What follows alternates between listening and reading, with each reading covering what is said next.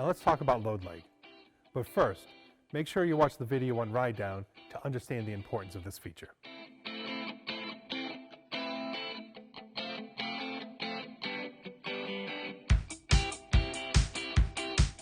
Now let's talk about the load leg. The load leg is positioned on the back of the Mesa Max base and is intended to extend down to the vehicle floor.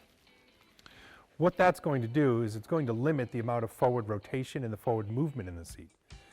As we talked about with our graph here on ride down, we know that we want to be coupled to the vehicle seat better. We want to limit the amount of motion the car seat takes during the crash.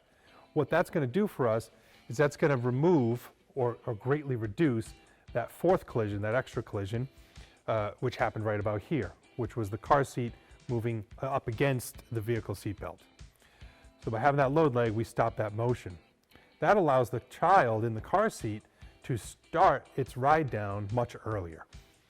So you can see here, what we would do is with load leg, we actually would start our ride down much earlier, almost to the same time the adult would start their ride down.